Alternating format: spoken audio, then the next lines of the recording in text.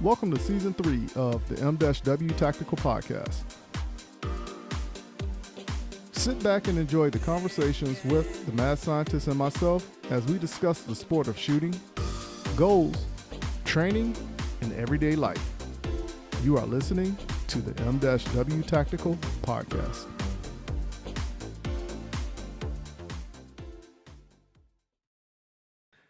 All right, good people, we're back at it again. Welcome to another installation of the M-W Tactical Podcast. And this week's episode is brought to you by the good people from Outdoor Dynamics. Head on over to their website and see what all they have to offer for ready-made bullets, for competition, or just your training needs. Outdoor Dynamics is this week's sponsor.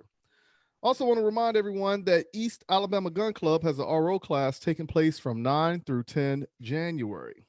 East Alabama Gun Club is located in the Phoenix City, Alabama area out there close to Fort Benning. If you're interested in this RO class, contact Allie Howe at films@tds.net. films@tango-delta-sierra.net to register for that class and get more information on that class. This is the week of Christmas, so we do want to say happy holidays to everyone, and we hope that you are going to enjoy the holidays with your family and loved ones, considering the conditions that the nation is facing right now. But without further ado, I want to bring in my buddy, the scientist himself, the mad scientist, my buddy, Dave. What's going on, Dave? Hey, Mike. Yeah, I decided to keep it short this week. Well, I was wondering. I was prepared for the long intro. I had a whole long one that was going to put on 2 minutes, but then I was like, nah, I even rehearsed it like 10 times over. It's Christmas. We need a break. Yeah, that's what it is. So, man, I hope everybody has a great Christmas, and I hope you get together with your family. Yeah. I know the COVID thing is scaring everyone. I don't know if it's worth skipping time with your family with at a time like this. I don't know. Well, make your best call on it, best judgment call. But yeah, there's pluses and minuses with it, positives and negatives, as we could say. Whereas if you have someone that's easily to get sick, it might not be a good idea to be around them during this time period because of the whole COVID scare. But then again, you just don't want to take that chance, because if you around more elderly people in your family, you definitely don't want to get them exposed to it. Yeah. So however you plan to work it out, make it worthwhile and just enjoy Make it work. There you go. Whatever you're going to do, make it work. Yeah, just like I had to do on a couple stages down there in Florida. had a magazine go out on me, but we'll talk about that here in a little bit. Yeah. So what's going on with you? Because this past weekend we did spend time in Florida shooting the Florida section. We did down in Valdosta County, and it was fun and interesting at the same time.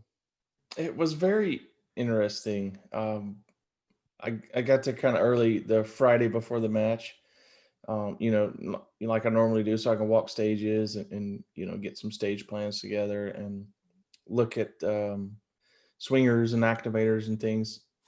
I like to try, if I can get there on Friday, usually there be like a staff day on Friday, so I can potentially see people shooting the activators, so I can see what the timing of the swingers and stuff is going to look like. But there were deceptively easy, or I don't know how I should word that. Just standing back from, looking at it from the back of the range, some of the stages were deceiving. They looked like they were fairly easy and straightforward until you got in there and started walking some of them, and then you realized that you really had to hit your positions on some of those stages. The targets disappeared kind of quickly, and you could only see a handful of targets from certain areas. But it was very interesting. It was a fun match, and I'm very glad we went. And it was a great way to end the year, I believe. I enjoyed it. Had a great time. I totally agree with everything you said. But the one thing about the stages being deceptive as they were, what I discovered was if anything, if you were somebody who was used to shooting fast, you couldn't do this on this match. it was it Yeah, was 'cause tricky. There was a yeah, lot of partial targets and man, penalty targets. it forced you to hit the brakes, and I got sucked into it one time, and I Oh, was I like, did "Oh, too. let me just slow down and figure this out," because I was doing fairly well. Well, let me put it like this. Overall, when I was there, I was beating myself up because I was like, "Yo, I could do so much better." But I didn't look at it from the standpoint that I'm looking at it now, the overall, because of course, when you're in it, you're not complete yet to do a final assessment. Yeah. But by the time I ran into you when I was walking to one of the final stages, that's when I had told you like I'm barely keeping my head above water. Yeah, that's what you told me. But Yeah, but I hated to hear that. That was terrible. but when I went back and looked at the results, because I wasn't looking at the results as we were shooting. It was a couple No, I people in the never look at squad that that was either. doing that, but I wasn't doing that. And at the end of it, I felt like it was an average performance, but it wasn't anything that pulled me down. You know what I'm saying? Okay. Yeah. So I was like, okay, I was That's still in there. I did better than I thought I did. better than what you were telling me, so that's good. Correct. Yeah, That's that's good. pretty much what it comes down to. And my goal was to leave there shooting 65%, but I ended up shooting like 60.95%. 60.9. Okay. Yeah. And when you sit there and look at it in the limited division, there was 35 shooters. I came in 17th place.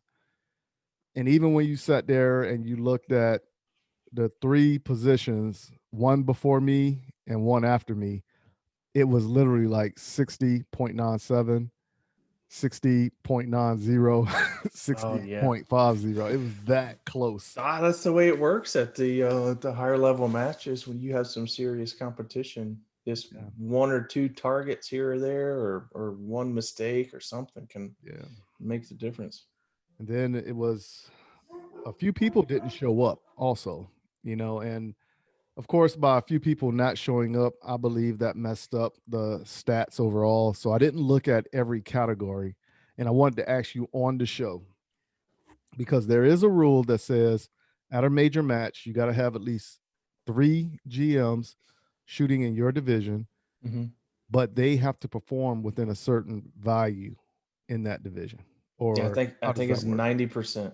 They have to shoot 90% or better in All order three of them. for, All yes, three of them or just one? all three, Yeah. in order for it to count as a score toward your classification. Right. And So I think I missed out on that myself. well, the best part But about that one is this one will not count as a major match for classification for me because there were 3 GMs in the match, but one of them didn't do well. he didn't make He 90%. did, yeah, he did well. He just didn't make 90%. Let me put it like that. Okay. And he was having like a few gun issues, and that was the reason he was on my Well, squad. So that's what that'll I do it. noticed. Yeah. That'll do it for sure. Yeah. And it was like literally every other stage. So it was Oh the man. first stage, he was rocking and rolling. The next stage, gun malfunction. Rocking and rolling, gun malfunction. Oh It was jeez. like literally every other stage. One stage will do you in, but Yeah. every other stage you just Yeah. there's no hope. Yeah. So, but like I said, overall, it was good and it was fun. But after this commercial break, I want to go ahead and break down a few things that I ran into during the match that kind of had me thinking I was doing worse than what I thought I was. Yeah, You let's talk know. about it. All right, so everybody, please stay in your seats, turn the volume up, and here are a few words from our sponsors. Hey, this is Brian Conley at Hunters HD Gold. If you've never tried Hunters HD Gold, then I challenge you to find me at a match next year. Go to the website under scheduled events, find out where I'm going to be. Come meet me in person and demo a pair for yourself. Find out why shooters across the United States are changing to Hunters HD Gold to get 43% more light to their eyes, better contrast, eyes that are not fatigued at the end of the day based on the colors that we use, and find out the real meaning of why they change so you don't have to. So check us out on our website, huntershdgold.com, and I look forward to seeing you at the range soon. JM4 Tactical has developed a state-of-the-art polymer holster that will quickly become your go-to holster. With high-quality Herman oak leather securely sewn to the interior of the molded outer bolt-on shell, your draw becomes silent and no more scratches up and down your firearm. When seconds count, you can rest assured that you will have the upper hand when you need it most. Whether you carry open or concealed, the Relic holster is available in 4 different models, fitting over hundreds of different style guns. The new reliable, easy, light, individual carry holster by JM4 Tactical. Order your Relic today at jm4tactical.com. Are you in the market to purchase your first or next firearm, but find the atmosphere of a gun store intimidating, crowded, or uninviting? There's a way for you to purchase the gun you want while avoiding the crowds, the gruff salesmen, and the marked up prices that come with a brick and mortar gun store. The process is called a transfer, where the purchase is made at an online store and sent to a federally licensed middleman called an FFL, who processes the paperwork and background check for a firearm purchase. CAE Transfers is the FFL with the lowest transfer cost in the Midlands at only $20 or $15 with the presentation of a South Carolina concealed weapons permit and $10 for repeat customers. If you live in Columbia, South Carolina or its surrounding areas, choose CAE Transfers as your FFL during checkout and let me help you complete your online gun purchase. You can find and follow CAE Transfers online at Facebook, Twitter, and Instagram using @CAE Transfers. Thank you for your business, and I look forward to seeing you soon. All right, good people, we're back at it again, and the mad scientist and myself was having a conversation about what took place down in Florida. And I stated before the commercial break that I wanted to go ahead and talk about a few things that kind of played into my mind that had me thinking that I wasn't doing as well as I was doing. Now, I will say, round about lunchtime, I ran into Rob, Pop's Quest, one of our friends that shoot with us.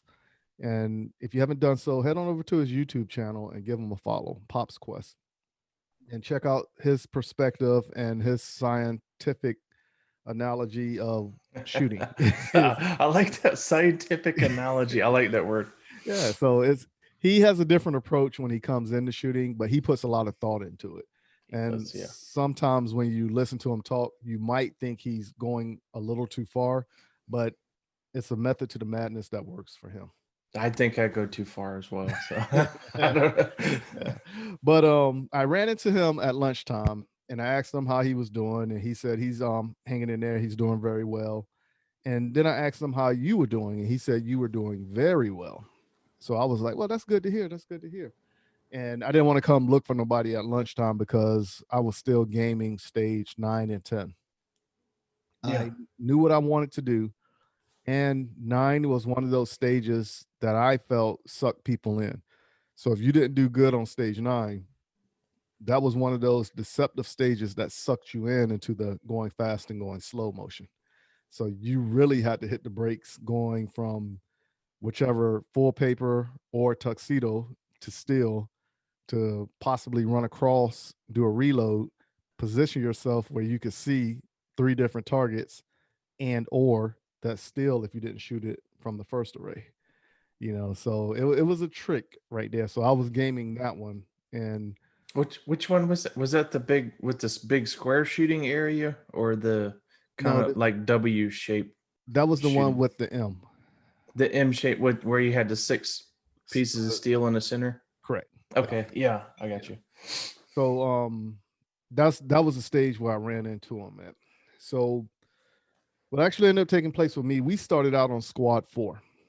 Or stage 4, because we were squad 4, and that's how it began for us. And the first stage is always going to be your rough stage because you haven't warmed up yet, So I kind of took my time through that stage, and in the videos that when I post on Instagram, you'll see exactly what I'm talking about. And I I got a even little said it. story. Yeah. I'm sorry to interrupt you. I got a little story I want to say about Mhm. the warm up stage after when you're done. Okay. Okay. for this. Yeah. So on that first stage, when I got finished with it, I was literally telling myself, like, man, that felt really slow, and of course, you're looking for your rhythm and everything like that, So, but the next stage, I felt like I was rocking and rolling with it. So, what were you going to say about the warm up stage? Oh, so the I actually got a warm up stage Oh, okay. How'd that go? on the first stage, which never happens. Okay. But we were squad 2, so we started on stage 2. Mhm. And I felt pretty good about it. I had a good stage plan, but I didn't shoot it that well. Yeah, I didn't have any penalties or mics or anything, but I didn't get as many points as I would have liked to. My time was okay. I didn't. My shots could have been better, Right. and I was going through. I was okay with it. It was decent. It was. I know I could shoot the stage better or whatever. And I was walking through, looking at targets while the RO was scoring, and then I walked down to the other end of the stage, and then I heard a reset stage. He gets to reshoot. I was like, what? What happened? What's going on? Somebody walked over and pasted a target, repaired a target before he scored it. I had a mic on that stage that I didn't realize until toward the end of it. It was on one of the tuxedo targets that you were mentioning. And it was a close Charlie. It was like barely out of the alpha zone, but it counted as a mic. But someone on our squad helped me out by accident. Right. But they repaired a target before it was scored, so I got to shoot the stage again. So I had a warm up before Nice. the whole match. I got warmed up. I was ready to go, and then I got to shoot the stage again, and I did better. I did a lot better. Had better hits. Stage went better for me. So I got a warm up for that match, which never happens. So that was that's awesome. It worked out in your favor. yeah, it did really. It did. Yeah, so that happened to me one time beforehand, whereas I shot a stage and I didn't shoot it as well as I would like to. Then I heard them say, "Hey, reset the stage, you get a reshoot." And I was like, "Okay, cool." And of course, the second time I ran it, I blazed it because I physically done it already. It wasn't like I did my walkthroughs in my mind or just walking it, air gunning it. You had a chance to practice it. Yeah, I had a chance to practice it. And I rocked it when I did it. And that never happens. You don't get to practice stages in our game. That's Right.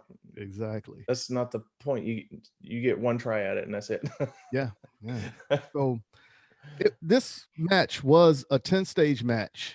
And of course, looking at the stages, just like we said at the beginning before the commercial break, it was something that when you watch somebody else shoot, you made an assessment of what your ability is compared to what they are.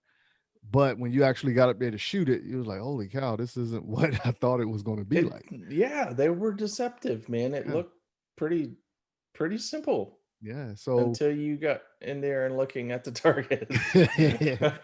So stage 4 is where we began, and stage 5 was the one that was the big open area. No, stage 5 was the one that had the 2 targets in the middle that kind of made that circle with the open area. 2 targets that was in the center that was upside down with the partial on them. Yeah. Okay. All right. I got you. So on that one, I started off because we did the walkthrough together on Friday on that stage. Mm-hmm. Your walkthrough, you started on the right-hand side of the stage. I spent about probably a good 30, 40 minutes walking that stage. I spent the most time on that stage. Yeah. Now, I didn't spend much time on that stage because my plan I felt comfortable with. So I started on the left-hand side of the stage, took the 2 targets that was supposed to be presented from that corner, but at the same time, you could see the steel that activated the swinger right over the shoulder of one of those targets. So I did paper, steel. Yeah. Took off. I did it. Yeah. So I took off to my right, took those 2 in the middle, got over there to the position where Friday you was starting at. And as soon as I got there, a mishap happened. No, what happened? Was that the magazine issue? It was a magazine issue, but I didn't sit there and try to play with it. Automatically, I just dropped the magazine. I corrected the malfunction, dropped the magazine, put a new one in, and then went back to shooting. Awesome. Then, That's training. Yeah. That's where the training comes in. You take care of that stuff without even having to think about it. Yeah. And then the next one it was on another stage, but I realized it was the same magazine. So automatically, the second time it happened, I just took it out of rotation because I rotate my magazines when I'm shooting. Mm-hmm. And then that was when I said, okay, I'm just going to use these four, so it worked out for me. But that second stage, man, I felt like I was rocking and rolling at the beginning, Yeah. But here's what we'll do. Actually, I'll show this to you. Yeah, let's see it. I gotta find it in my catalog right quick. All right, so here we go. Here's the video. Let me hit the screen share so we can all see it. All right, so let's do this. All right, can you see it? Yep. All right. So here we go. This is nope, this is the wrong one. I'm sorry. Let me go back and find the correct one. I don't have any videos to share. I've been busy this week. Haven't got to the Florida sectional footage yet, but I'm going to get to it. I'll have a video out on YouTube before. I got you. I mean, it's a time process, and of course, whenever you do a match like that, it messes with your time. So, can you see the video? Yeah, there it is. All right. So, as we said beforehand, starting off on the left-hand side, as you can see, you got paper, and that still was exposed right over that shoulder area. Yeah, that's the activator for the swinger that's behind the two barrels there. Okay. So here we go. I'm going to hit play right quick.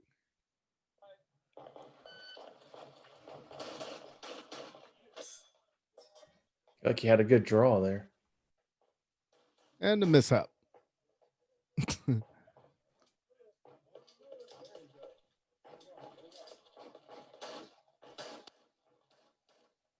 Wow, you did the best you could with it. Yeah. Got it cleared, new mag in there, and got rolling again. Wow, it took the swinger on the move. That was sick. That was nice.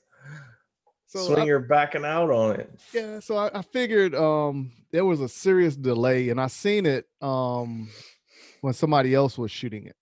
And when I noticed how long it was, I was like, man, I can start moving to the next position, whereas all it's going to be is just a traverse for me, and I'm already engaging the other target.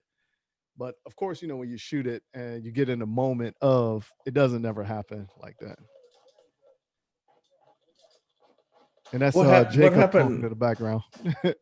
Do you know what happened right there? Was it just a misfeed or what was the deal? It was closed, whereas it was hard to rack it back. So like probably a bulging round or something. Okay. But that was pretty cool though. I didn't take that swinger on the move. Are you serious? No, I didn't. Oh man. I picked up another that open target that was to the left of it. Mm-hmm. I hit the popper, picked up the open target to the left, and then went back to the swinger. And then finished out. But I ended my stage right there though. Right, I got you. I ran it a little bit different. But okay. Well, there was no reason for you to move on it then, if that was the case. No, but it was. Yeah. It looked cool on a video. I should have done it that way because it looked cool the way I shot it. Yeah. So, taking it on the move, when I realized that when I was shooting it, it was something that gave me time to set up for the next position. So, yeah. And when the second mishap happened with that same magazine, I don't recall what stage it was on. Well, give me that mag. I'll tune it. We'll straighten that out. Sounds like a plan. Yeah, but outside of that, the magazine issues, everything was good. And for whatever was taking place, whenever we go down to Florida, my water intake increases a lot. Yes. Mine did too, and I was trying to make sure I stayed hydrated, but man, I was running to the bathroom like twice on every stage. Man, I had you beat. I was doing at least 4 or 5 times. Did you? I had to take a couple of shortcuts where some of the stages was at, the porta potties were way over there. And I just look around and I'll be right back. I got worried, like, it's like, I gotta shoot here shortly, but man, I can't focus. I gotta pee so bad. I need to gotta run off for a minute. Yeah. But it started off pretty warm. So of course, when we got down there Friday, it was warm, like 70, 75 between there. Then Saturday morning, there was overcast, but it looked like the sun was going to come out, and the humidity just started popping right off the gate. It started off chilly, and then it started warming up a little. Then it started raining. Yeah, then it started raining. I don't know how that happened. It was sunny. It was nice for like an hour, maybe. Man. and then it started raining on us the rest of the day. Then it stopped. Then it started again. Then it stopped. Yeah. I was like, oh my goodness, man. But the only time the rain really affected us was, for me, the last 2 stages, because the slight drizzles that was taking place at the beginning of the match, it wasn't enough to really like stop. But when I got to stage 2, which was my second to the last stage, it was coming down pretty bad, and I didn't hear nobody shooting for at least 25 minutes. Yeah. It was we had issues on maybe 2 stages as well. We shot in the rain, but it wasn't super heavy. A few stages we even left the targets unbagged. Right. And then we had to shoot a couple stages with bagged targets for several shooters. It was kind of it wasn't terrible. But that's Florida. That's kind of how Florida is. It rains every day at some point. I wanted to get your take on this one stage also, because whatever was going on, I could not figure out why everybody was doing this. So this was stage 8, and I called this like the 7 stage, looked like a 7. So it had the swinger, you activate it, and then it activated 2 swingers at the same time from behind. I know which one you're talking about. So I want to share this with everybody as well. And what actually ended up taking place for me, just watching everybody shoot it, on my squad, we had 9 people. And at the same time, 3 people went to the left after shooting the 2 tuxedos, and that one to the right of the tuxedo. For me, it made more sense to generate the motion going forward and doing your reload. And then by the time you finish the reload and you already got the firearm pointed at this target, through the wall, take the 2 shots and then haul tail over to the left and finish up everything. Yeah, that's what I did. You were watching people do something different? Yeah, it was, like I said, Coach B was one of them. And I just asked her, like, why did you decide to go to the left? And she just said it made more sense for her, and I didn't ask anybody else why, but this was my take on this stage. And of course, I missed the swinger also because I shouldn't have activated it before I took the first shot.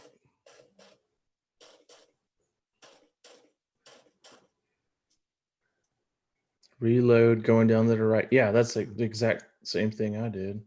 Run to the left, pick that one up on the move, transition back to the rest of them. Yeah.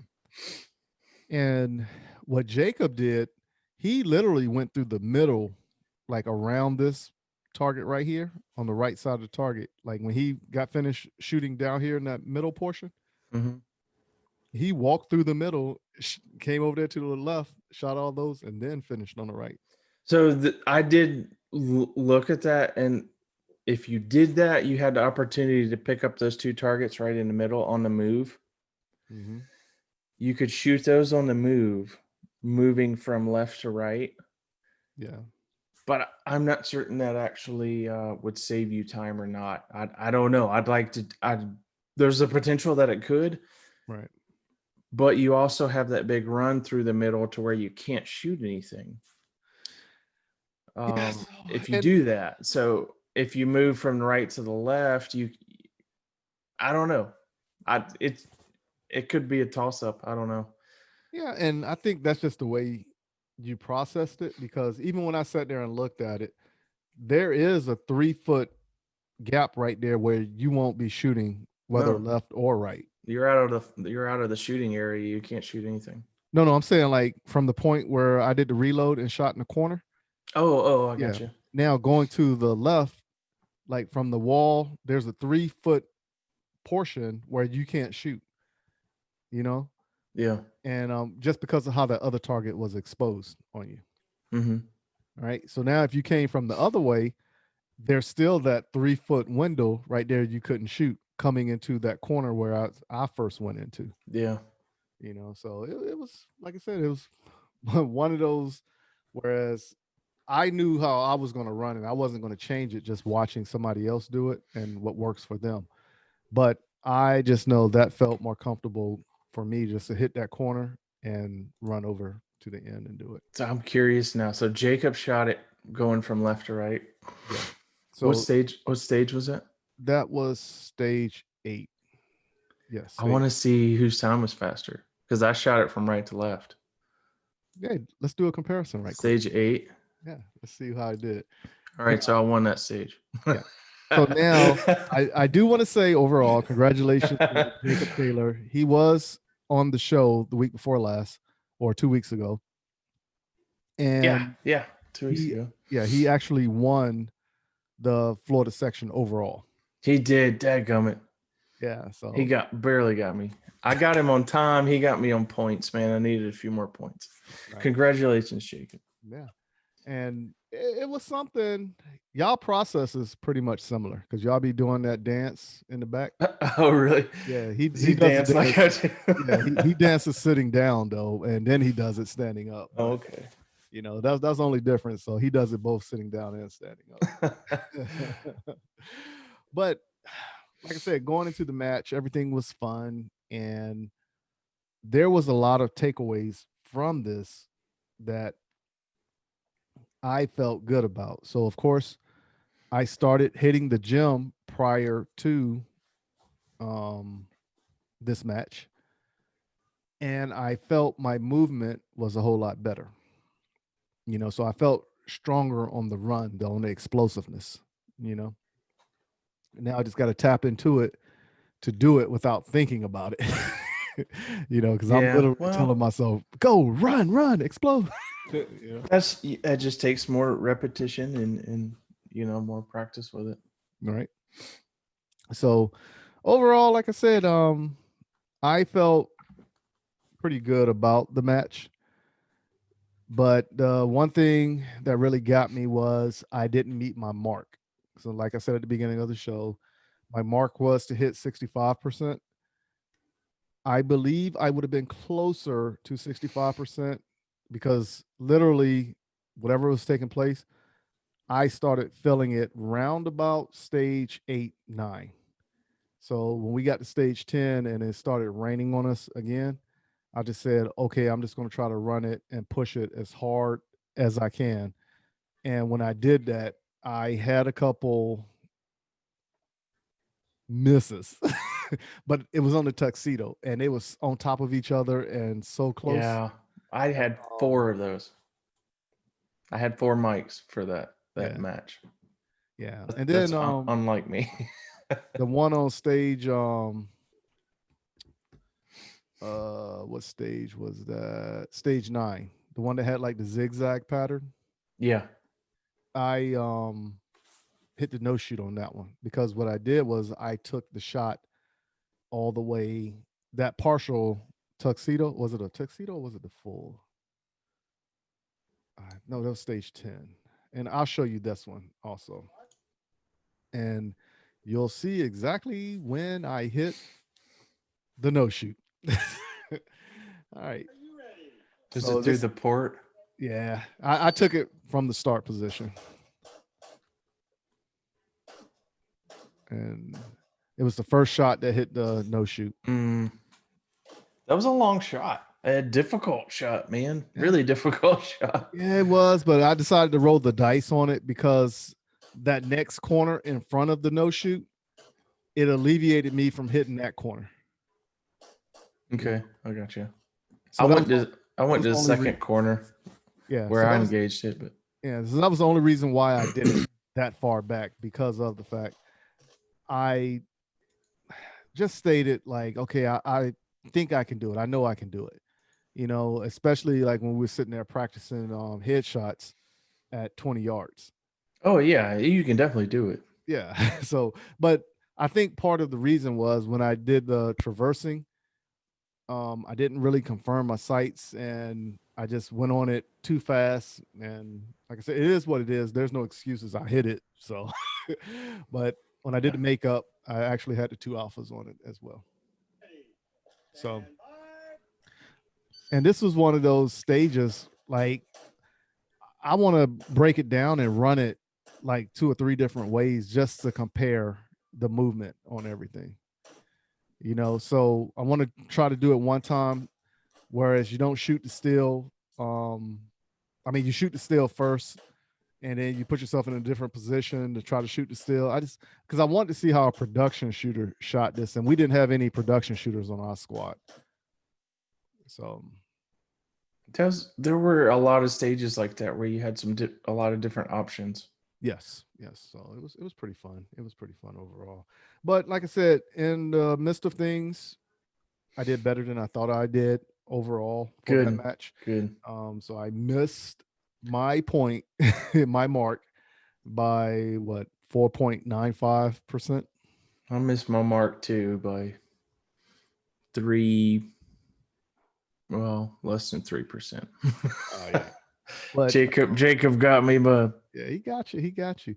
But did you notice how good that shirt looked on me? That 2.5. that I did Or notice type- that, man. It did look really good. Yeah.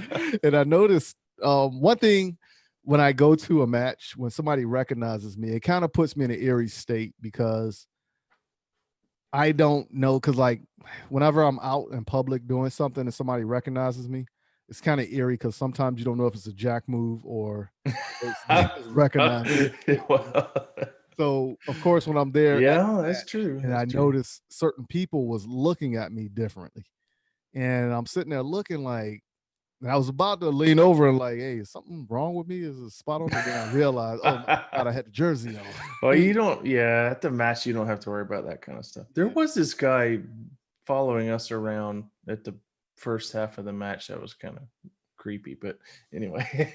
Now, I think that was probably the USPSA Instagram page guy. I don't know. I don't know who he is. I don't know. I've seen him at nationals, but have you seen him before? Yeah, I seen him before. And when I seen him, he came to the stage, and I vaguely remember because one of the guys that I was shooting, I remember he was talking to the guy who was shooting carry optics on our squad. And when they was talking, and then when I got home, I saw the video, and I was like, "Oh, that was a USPSA guy." But well, I couldn't tell you who he was the I next don't time know. I seen him. I just kept my eye on him. Yeah, it probably was him. So, but you know, actual thoughts about everything. It was fun, and I still encourage everybody to get out there and start shooting. But of course, we already know primers and other supplies when it comes to shooting are going to play a role in that. So They definitely are.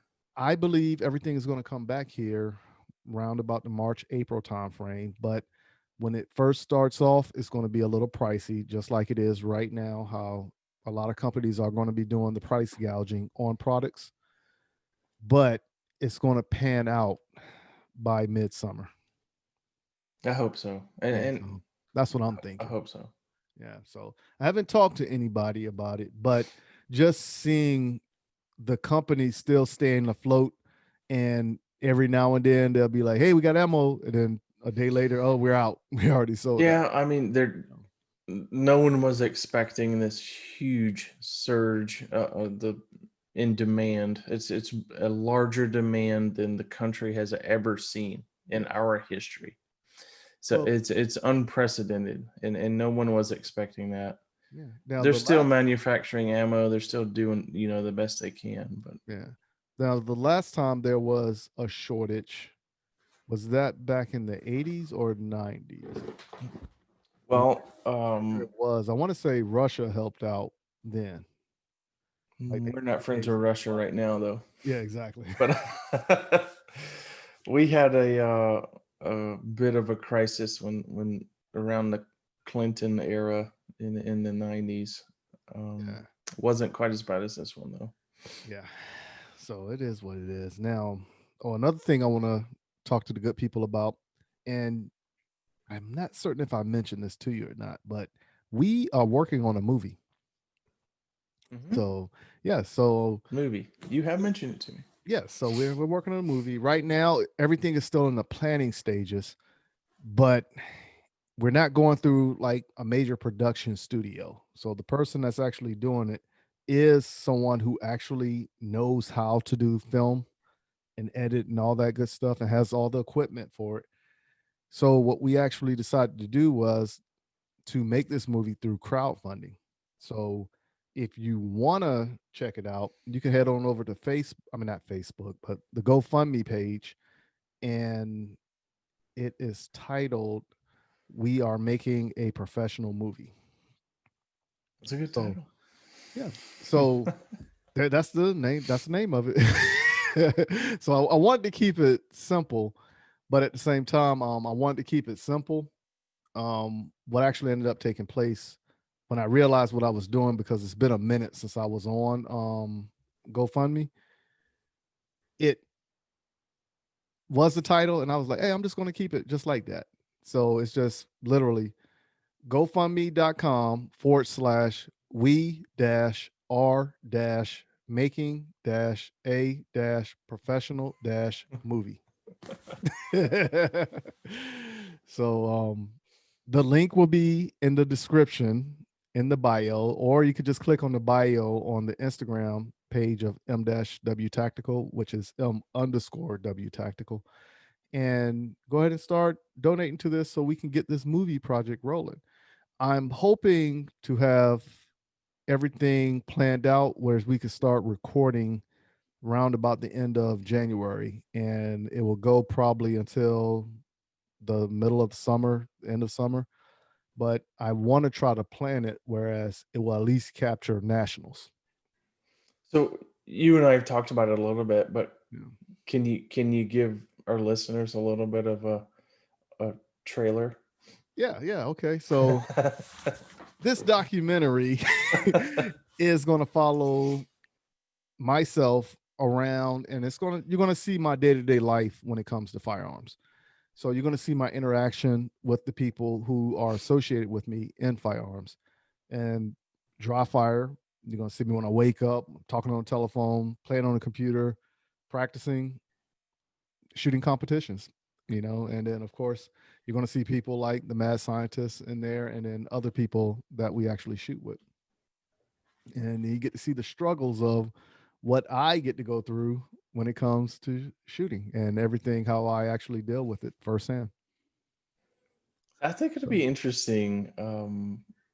I don't know. A lot of people, if they're, first getting into firearms or first interested in competition shooting or just want to know more about it, yeah. from wherever they are in their life. I think it'll be an interesting thing to check out. Yeah. So if you want to help us with this project, please head on over to GoFundMe.com/ we are making a professional movie, and go ahead and donate whatever you feel you would like for us to push forward with this. Hey, the more you donate, the bigger the production can be. We can have exactly. explosions and That's exactly what fire it and will be. I don't know, whatever. Yeah. So we've already had 2 people give a donation, and we're going to go ahead and give them a shout out on social media here in the next couple of days or so. I want to blow some stuff up, so hopefully we get some donations. Yeah. We can definitely make something happen. Man. Car crashes. Yeah, it's gonna be great. Police chase through the city, doing some Well, John Wick stuff. Hopefully, we can stay away from the police chases. They're kind of fun. They were kind of fun.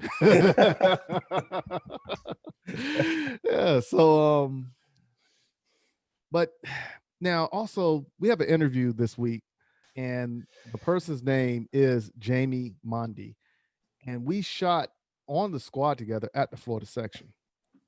And of course, after the match, he hit me up on Facebook and stated like it was nice to shoot with you and everything, and we accepted each other's friend requests. And through conversation, he's told me he was the match director for the Steel Challenge down in Valdosta, Georgia. So, and he invited us both to come out there to this match, a tier 2 match that's taking place in March 26th through 28th. So we're going to talk a little bit about that. But before we jump into that, what is the difference between a tier 1 or tier 2, or what is a tier 2 Steel Challenge match? I've only done 2 Steel Challenge matches, and one of them was with you and the other one was Coach B, but it was just on a local level. I think either yesterday or today was Jamie's birthday. Oh, happy birthday. So happy birthday. and yeah, it was great to meet Jamie. We walked stages together Friday. I didn't get to shoot with him. I think he was on your squad, but he seems like a really great dude. Invited us to come shoot this match with him next year, and I'm looking forward to that. But it's the tier 1 and tier 2, it's the same kind of thing as you get from USPSA with like a level 1 and level 2. It's just kind of referred to tiers or whatever, but you can take a little bit of leniencies in USPSA with level 1 matches, and you can take a little bit of leniencies in Steel Challenge with tier 1 matches. You don't have to do all 8 stages in Steel Challenge with a level 1, but in a level 2 or a level 3, you have to run all 8 stages. And it's, there's not a whole lot more to it than that, because they're always the same stage. You just, you can run different divisions. You generate some more interest in it. And it just becomes a little bit more of a bigger production. And so would it be more sitting for a tier 2 like it was for a level 1 or local? Like wait time between Correct stage? I shouldn't be. I mean, if everything's flowing well, right, there shouldn't be.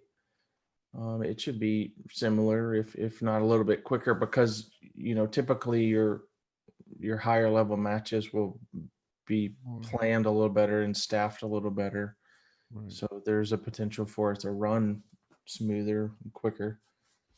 I'm curious to see how this. I'm gonna go ahead and look and see if we can possibly make that happen, because it sounds pretty interesting.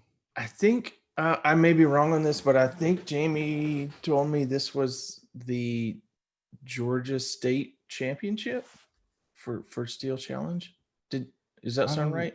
I'm not certain. I didn't look it up, but what he told me, and it was through chat through Facebook, that it's a tier 2 Steel Challenge match. Okay. I don't remember. We were walking stages and while we were talking, but if it is a state championship, then it's similar to USPSA. You award state champions for different divisions, for for all the different divisions of Steel Challenge. But you would have plaques, anyway, even if it wasn't a state match. Right. So I'm curious to see this, and I want to go check it out and actually see it firsthand. It's fun. I've shot a few of them when I think I've talked about it on the podcast before, but my son and I got kind of serious with Steel Challenge early on. It was something that we could both shoot together, and we did some state level matches together. It's good fun. Nice. Okay, so I want to go ahead and jump into this interview with Jamie, and because I'm curious now. I got like a lot of questions about this. And like I said, the 2 times that I did do Steel Challenge, I had a lot of fun. It is fun. Whereas a lot of people was like kind of shaming it a little bit, but the same people that was probably shaming it never really shot it before. Well, it's different. Yeah, and when I shot it, I was just looking at it from the standpoint, this can help me out in USPSA because of transitions from target to target, and you're doing it on still. So, and then and that is another way to look at the game too. It's great practice for USPSA, even if that's all you want to do with it. Even if you don't, you're not trying to work your way up in the rankings of Steel Challenge. Yeah. It is still a lot of fun, and it's still great practice for any other kind of shooting that you're doing. Yeah. So Coach B had asked me about the scoring when we was looking at the results. That one time we went, and I was like, I have no idea. I'm looking at performance. I really don't care where I placed that when I did it. I can only tell you I had fun, and I learned what I had to do. Yeah, so it's just speed, pretty much. It's I've heard it compared to drag racing with handguns. Well, now they have PCCs, but anyway. It's 5 targets per stage, and you have 1 plate that you shoot last, which is the stop plate. You shoot 5 strings per stage. Your best 4 times are recorded for score.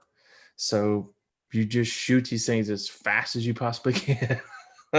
and that's where your score comes from. The lowest time through the 8 stages wins the match.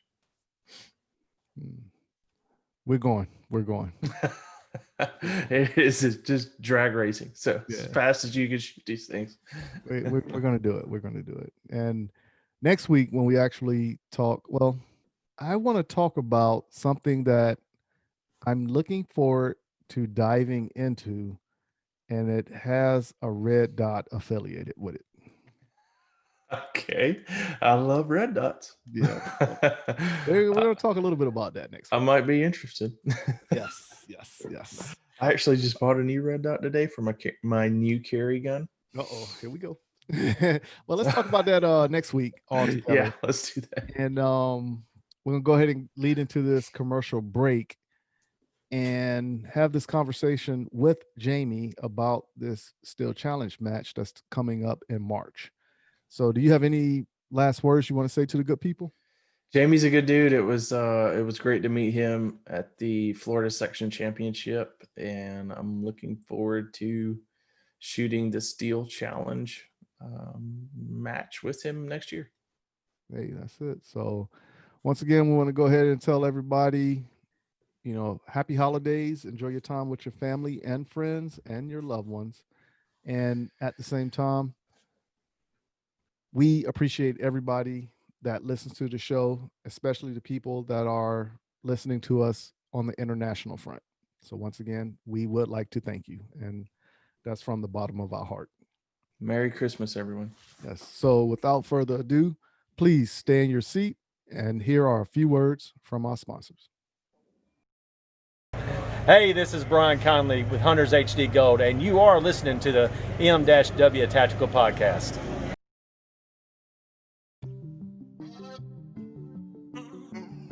What's up, good people? Thank you for taking the time and listening to the M-W Tactical Podcast. Please go visit the M-W Tactical store at www.m-wtactical.com/store and help support our efforts by purchasing a shirt or 2. If you haven't done so, go follow us on Instagram and Facebook by searching for M-W Tactical.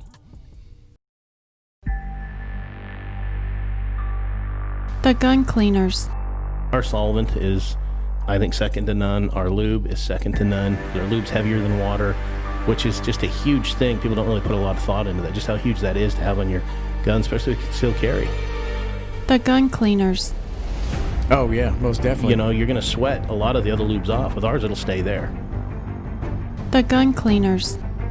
And maintaining the quality of the process, the quality of the end result, is another, and you guys are able to do both with the process that you have there. Order your supply of the lube and the solvent at www.theguncleaners.com. I'm Jason Pratt, Masterclass USPSA shooter, owner of Brass Monkey Bullets. If you're interested in competition bullets, visit www.brassmonkeybulletsllc.com or call me at 423-967-1063. For more information, my email is brassmonkeybulletsllc@gmail.com. Thank you.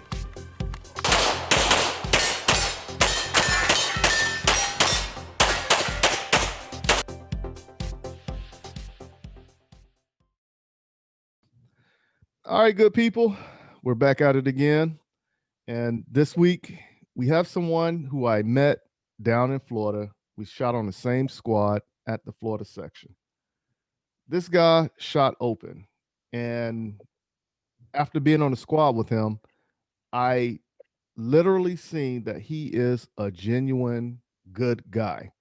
And there are good people in the sport of shooting, but this guy is legitly a good guy. So it oozed off of him through conversation when we was on the squad. He's also a match director for Steel Challenge. And of course, when you heard me and the mad scientist talking earlier, you heard us talking about a tier 2 Steel Challenge match that's coming up in March. And this is the match director for that match. So without further ado, I want to welcome Jamie Mondy to the M-W Tactical Podcast. Also with his better half, Chelsea. So how's it going for you two? Hey, what's going on, man? It's going pretty good. It was, first of all, let me say it was a pleasure shooting with you on the squad. And every squad that I went to down there in Florida and shot, whether it was Area 6, Nationals, or the Florida section, it seemed like I've always been on a great squad and everybody was talking and the energy was real positive, nothing negative. So what was your take on the Florida section? It was a deceivingly technical match. Yes. Manny and Gorka really put it together. It was awesome. It was a lot of fun. And then our squad is just fantastic. I've known most of them for a few years. I met you and Beverly there. And then Rick and Matt Kobe, I've heard of them. I've heard of both of them. But everybody else on the squad I've shot with before. Met Matt and Kevin up in North Carolina at the Memorial 3-gun match, and then I shoot regularly with Jake Taylor. So nice, yeah. And like I said, we had Jake on the podcast a few weeks ago. So for anybody who is interested in that podcast, go back about 3 weeks, and that was the interview that we had with Jake Taylor, also who shoots with Team Phoenix Trinity. So don't listen to anything he says; it's all lies. And I don't know how he wins things. No, he's a great guy, great shooter. Yeah, that's true. So let me ask you, how did you actually get started with shooting? So when I PCS'd to Georgia, a guy that I was stationed with in Oklahoma actually PCS'd here before me, about 6 months or so. Anyway, long story short, I bought a house, he moved in. And he shot USPSA forever. And he always told me, he's like, man, just come out, shoot my guns, whatever. So I started YouTubing it and all that. And then YouTube takes you straight to the best. And I'm like, I'm not going out there and just getting obliterated. Well, ended up going out and, probably found the best group of people I've ever met. Never in a million years thought that I would sit there and see somebody's gun go down and another guy say, hey, I've got a spare $6,000 gun in my bag. Take it, shoot it, whatever. Like, go have fun. And that's what it's about. That's what I love about it. Yeah, and I've actually seen that take place a number of times. And just like you said, if people got spare parts, they give the spare parts up, or just share the knowledge of how that person can get back in the fight or what they got to do to repair it to get back into the fight. Exactly. So, Exactly. and that's one of the best parts I do like about the sports, and that backs up when I said there are good people within the sport of shooting. Yep. You know, so Absolutely. what division or divisions do you shoot? Because when we was down in Florida, you were shooting open, but I'm Yes. pretty sure you're someone who actually bounces across the board. I do. So I started limited minor, which I highly recommend anybody that is looking into starting to start. From there, I quickly went to production. I love production. It's technical, it's difficult. Your stage plans are completely different. Ended up winning a carry optics gun at a match. So I jumped into carry optics, and then that quickly progressed to open. But I think next year, I think I'm going to hang the open gun up for a little while. I'm going to get back down into production. I really like it. I enjoy it a lot.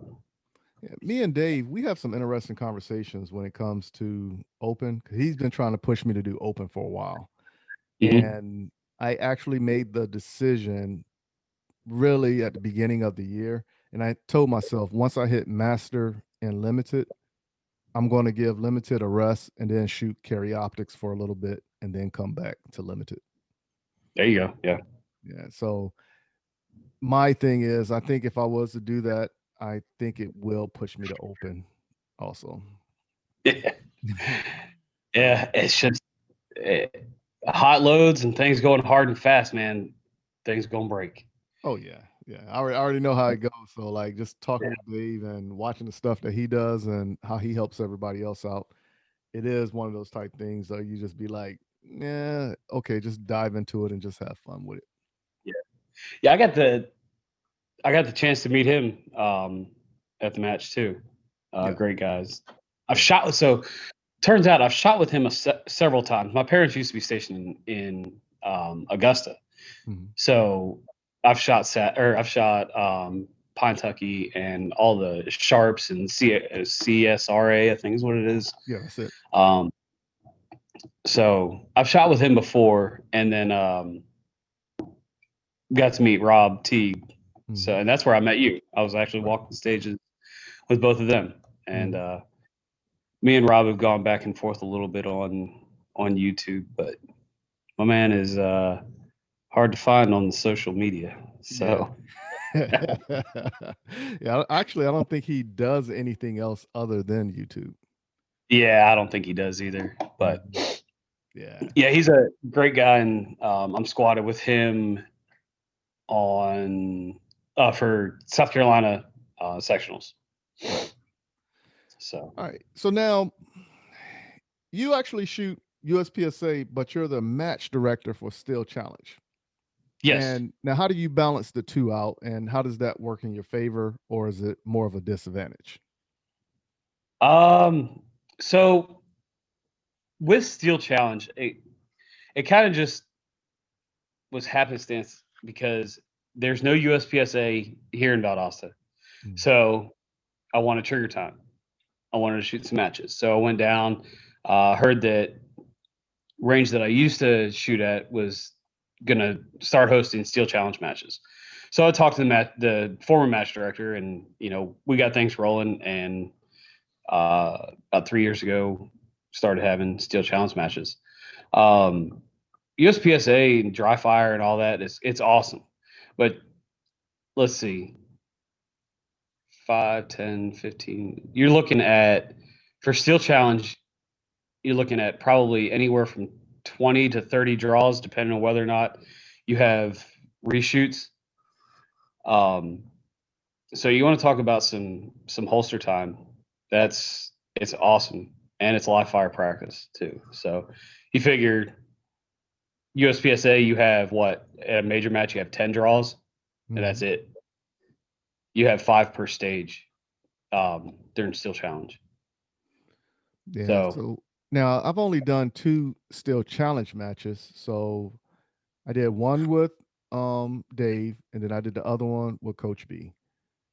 And both times I enjoyed it. It was a lot of fun for me, but I never took Steel Challenge serious enough to be like competing against the other people who was there. I was using it more for timing and transitions to work Yeah. on for USPSA. Yeah. The how do it's a lot of transitions, but they're fairly tight. But it's it's drag racing with guns. It really is. There's guys that are insane. Like if I break 100 seconds for 8 stages, I'm happy, extremely happy. Steve Foster came down and shot one of my local matches, and that was the first time he broke 60 seconds. Oh wow! For 8 stages. I think Chris Barrett's sitting on like a 56-second total match time. Now, does he live in that area? I'm sorry? Does Chris Barrett live in that area? He live. I don't know, honestly. I think he lives up in northern Georgia, but I'm not sure. I know him and Steve Foster are always shooting. Right. Yeah, Chris hasn't come down, but Steve Foster and Vanessa, Mike and Elsie Baker, they come down. And those just great people. Right. Now, so the Steel Challenge match. Now, I actually asked Dave this question. What's the difference between a tier 2 and a regular local match when it comes to Steel Challenge? Well, first, your activity fees are higher for USPSA, but just sponsors and the amount of shooters. Anywhere for a local, I'll have anywhere from 30 to 40. For a tier 2, I'm hoping I've got room for 400 guns. I'm thinking if I break the like 175 shooters, 175 shooters, I'll be pretty happy. And that's given every person shoots on average 3 guns. I think 2 to 3 guns is a pretty good average. So, so yeah. Now, does she actually shoot Steel Challenge? She does. Everybody say hey.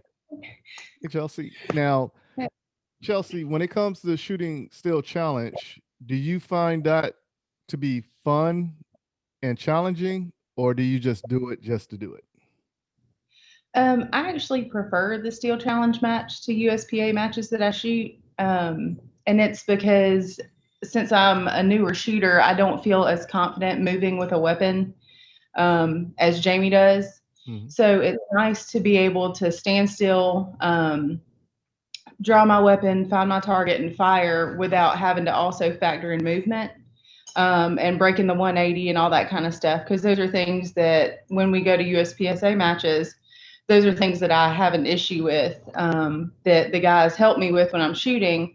But at the Steel Challenge match, I feel more confident. And when I feel like it's helped me to be able to feel more confident in my shooting by being able to find my target prior to shooting rather than just, draw my weapon, putting a dot on a target and firing like I find myself doing at USPSA matches. Which, because of the time and the way that it works, I get ahead of myself at those type matches, but I feel a little bit more controlled almost at a Steel Challenge match. So where I'm at with my shooting right now, which is very, very new, I prefer Steel Challenge. Now, when you say new, how new of a shooter are you, or are you just new to the competition aspect? I'm new to the competition aspect. I've been around firearms my whole life. My dad was in law enforcement growing up. My brother was in law enforcement and then, went into the military. I've been married to Jamie now for close to 5 years. So we've always had firearms around, and I've always shot my whole life growing up in the South. It's, part of growing up down here. But As far as competition and actually being comfortable with your, with your weapon and clearing jams and figuring out malfunctions and things like that, those are things that I'm new to, and competition is new. Okay. So now I do take it that you shoot Steel Challenge regularly. I shoot when I can. I work every other weekend. So and the matches down here, the local matches end up being every fourth weekend of the month. Right. And somehow it usually falls on the weekend that I work. And then we also have 3 kids. So if there's not, if we can't find alternate childcare, we don't take all 3 kids to the range because they get a little hectic. But right. I'll stay here with them. But it has worked out several times that I've gotten to go shoot the Steel Challenge match, and we've ended up having to take 1 or 2, and they usually do fine if we have 1 to 2. You put that 3rd one in, and it's chaos. No, I get but so I shoot when I can, but it usually just doesn't work out that I'm here for that match. But if I'm here, I've shot probably 2 or 3 of those, and then probably 3 or 4 of the USPSA matches. Yeah. Okay. So now, what firearm do you prefer to use in Steel Challenge? My favorite to shoot is probably the little 22 that we have. I don't know why I like it so much. I just do. And I've told Jamie several times that for whatever reason, I've always felt more comfortable with a rifle than I did, a pistol. And so we've started working on me a PCC for USPSA. But me, him, whoever. And I don't know. I guess it's just personal preference that I feel more comfortable with a rifle, but the 22 is just my preference for Steel Challenge. Now, when I was a drill sergeant, I've always said this, that females naturally shoot better than a man. And of course, over the course of time, just looking at PCC as it's moving along right now, I'm starting to see a lot of females go into PCC, which is a great thing. There's 2 females that live in this area. One person's name is Stephanie Crane, and she's like really killing it right now as far as the PCC side of things. So that might be your niche versus the handgun. Like you said, you like the 22, so the PCC might be your thing. I'm hoping. I feel like I have better control over, my weapon all around. And I feel like that does a lot for my confidence when shooting, because if you don't feel like you can control your weapon, then you're obviously have more to worry about than whether or not you're hitting the target. So I'm hoping if we switch to PCC, it feels a little bit better and I have a little bit. Ain't no we switching to PCC. Excuse me. I say we because it's going to be his gun. Somehow he got the open gun and told me it was a present for me, and look at there. Hey, it's Floyd, you had to go pick it up. That sounds like a smart man to me.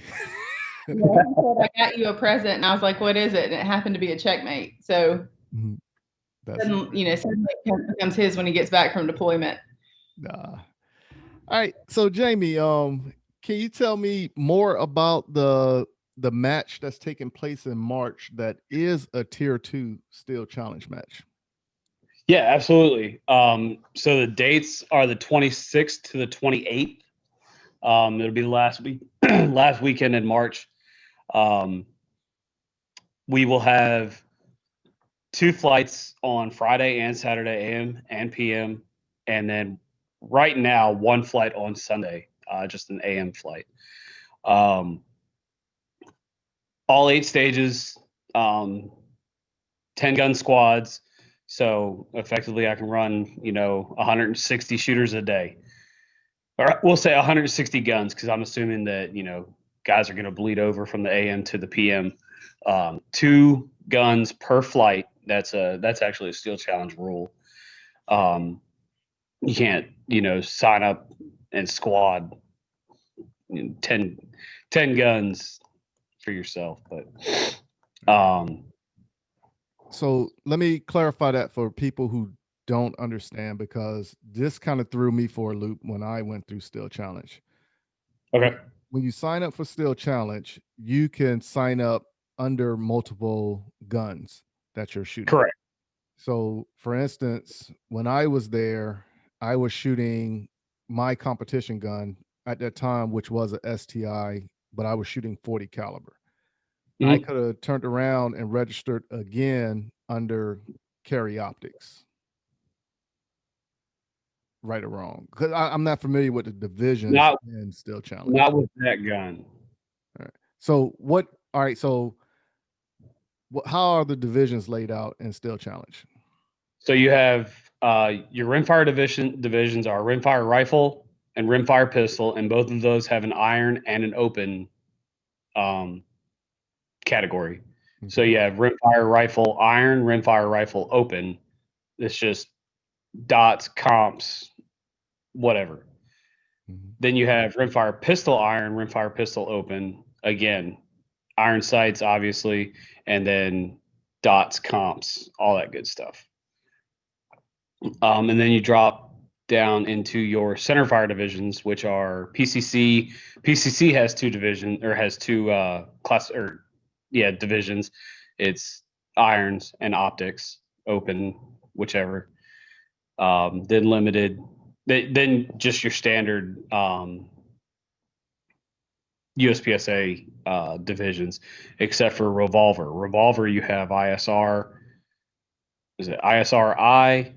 Or I'm sorry, ISR and OSR, I believe is what it is. Iron sight, revolver, and basically revolver optics. Right. Okay. So now, out of all those divisions that you just named up, you can sign up to how many different guns to shoot? It depends on how long the match is. So Friday morning, you can sign up for 2 guns. You can sign up in 2 divisions. Friday afternoon, you could sign up in 2 divisions. Saturday morning, Saturday afternoon, and then so essentially you could shoot 10 if you shot Friday through Sunday morning. Man, that's like an all-day shooting affair. Enough to wear you out right there. Yes, and you're not moving around much, but it does. Yeah, the mental fatigue takes a toll on you. Oh, that's awesome right there. So Dave and myself, we were sitting there, we was talking, and I think we're going to attempt to make this match. Oh, that'd be awesome. Yeah. So, and like I said, I've only done 2 Steel Challenge matches, but I'm not coming there trying to win anything. Like I'm going to take first place in this. For me, it's all about having fun and just working on skills. Yeah. Yeah. Well, let me know. We'll get you guys hooked up with the hotel or something. We've reached out to 5 hotels. We've heard back from 3. So we've got blockout dates for 3 of the big hotels around here, and they're 5 miles away from the range. Right. I was actually talking to the Cunninghams last night, and they asked about an RV park. So after I get off this with you, we're calling an RV park to block off. I think we're going to try like 5 slots, right. 5 bays or something. I don't know what they call them. Hookups, right. All that good stuff. I got you. So just like we always said beforehand, great people in the sport is what's going to keep the sport going forward. And like I said, just listening to all the people you have for sponsorship for this match means it's going to be a great turnout overall as well. And that's what it sounds like it's going to be. And as I stated earlier, Dave and myself, we will be coming down there to actually participate in this match as well and join in on the fun that y'all are putting together for the shooting community. Oh yeah, come on. Yeah, so that's what we're going to do right there. Now we do have a little bit of social media. Chelsea's in charge of all that. So if you go on Facebook and you just search South Georgia Steel Challenge Championship, that's what the match is called. It'll take you straight to the event page. And then on there's links to sign up for the match. Registration opens January 1st. If you want to jump on as staff, RO, just any little bit, if you help out with this match at all, I'm comping your entry fees. So I've got staff shooting all day Friday, or I'm sorry, the AM flight on Friday the 26th. So if if this reaches out to people and you guys, hey, I want to help out, I want to RO, that'd be awesome. My phone number's on there, my email's on there. I'm not hard to get a hold of. So, and also we have a ROTC program here in town that I've gotten a hold of, and hopefully they're going to be painting for us. So I want my shooters to come, just enjoy shooting, have fun, not have to worry about, going to paint in between shooters. We should have somebody to take care of that. Right. And with that, I'm trying to put together a side stage. It'll be a $5 entry, and all the proceeds from that side stage will go to the ROTC program. And there will be a random draw with the prize or on the side stage, and a high overall award for the lowest time. So does the ROTC, do they have like an air rifle team or anything? Not that I know of. They've been with us for a few years now. They come out, they help set up, they help tear down. They get their community service hours that they're required to have. And the squad that they get, the squad they get put with, if somebody there wants to let them shoot, it's usually one of the options that we have on our match registration. It's, yes, I have a 22 donation, or yes, I have, some 22 ammo to donate for the ROTC guys to shoot. Yeah, that's awesome right there. So once again, how can the good people get in contact with you about this Steel Challenge match, or just contact you in general to watch videos of you or talk to you about shooting? You don't want to watch videos of me.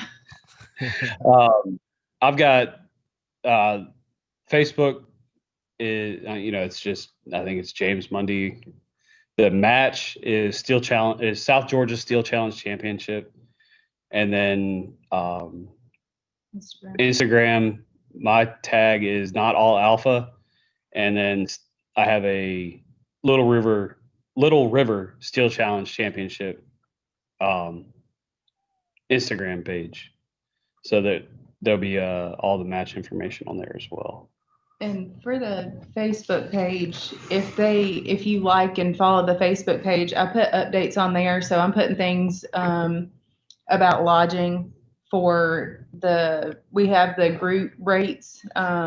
We have which hotels have the group rates and the code that you need for the group rates on there. I'm putting updates about, the RV parks and potential food, and really any questions I have for the shooters will go on there. Any updates I have for the shooters will go on there. Me and Jamie are both putting stuff on there. He's updating about sponsors and things like that are going towards the match. But I think you have to like it and follow it or whatever for it to show up on your news feed. But if anybody's interested in shooting the match, I don't want them to miss out on the updates that roll through there, that we're trying to reach as many people as possible, keep everybody in the loop. And what was the Facebook page again? South Georgia Steel Challenge Championship. All right, so there you have it. So go give that page a follow. If you're interested in shooting the Steel Challenge match, go ahead, go to that page and then click on the links that will take you to the registration page. If you have any questions, contact Chelsea and or Jamie in regards to this match. Once again, I want to thank you two both for coming on to the M-W Tactical Podcast. And before we depart, do y'all have any last words y'all would like to share? No. Get out there. Get shooting. It's fun. Hey, meet the great people of the shooting community. Yep, that is it.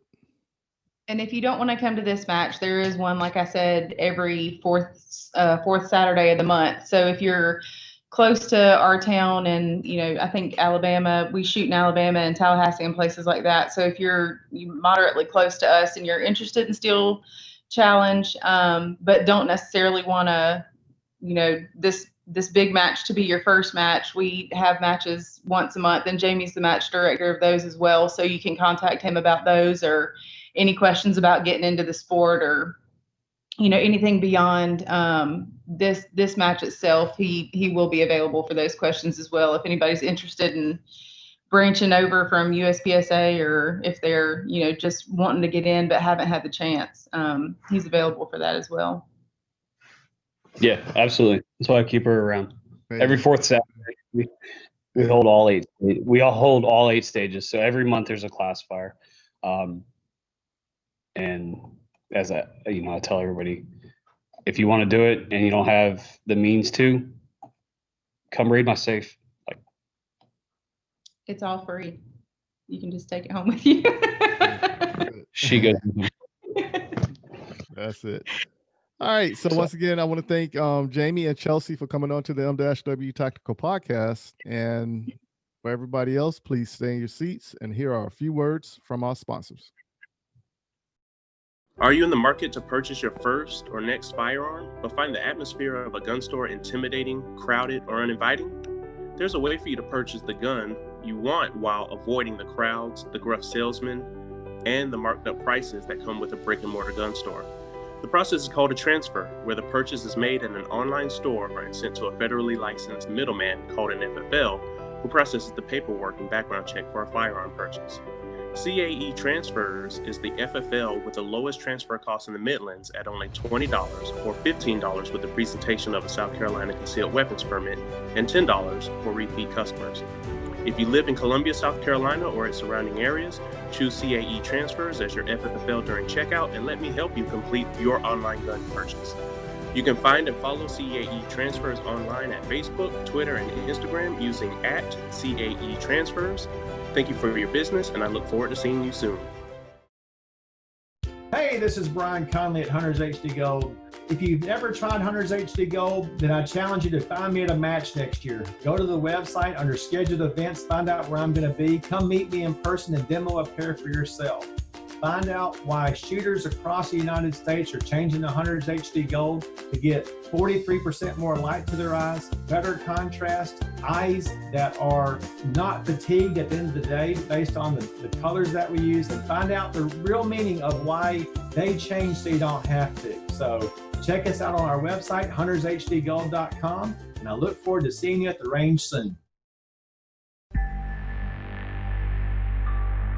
The Gun Cleaners. Our solvent is, I think, second to none. Our lube is second to none. Our lube's heavier than water, which is just a huge thing. People don't really put a lot of thought into that, just how huge that is to have on your gun, especially with concealed carry. The Gun Cleaners. Oh, yeah, most definitely. You're going to sweat a lot of the other lubes off. With ours, it'll stay there. The Gun Cleaners. And maintaining the quality of the process, the quality of the end result is another, and you guys are able to do both with the process that you have there. Order your supply of the lube and the solvent at www.theguncleaners.com. Thank you for taking the time to hang out with us on the M-W Tactical Podcast. Remember, a new podcast comes out every Tuesday. If you can't wait for Tuesday, go listen to past episodes to catch up on what you missed. Make sure you visit www.m-wtactical.com and see what all is offered on the site, where you can even purchase M-W Tactical apparel. But please, go to our Facebook and Instagram page and follow us on our journey in the sport of competition shooting and the realm of the 2A community. Until next week, keep shooting, keep practicing, and have fun.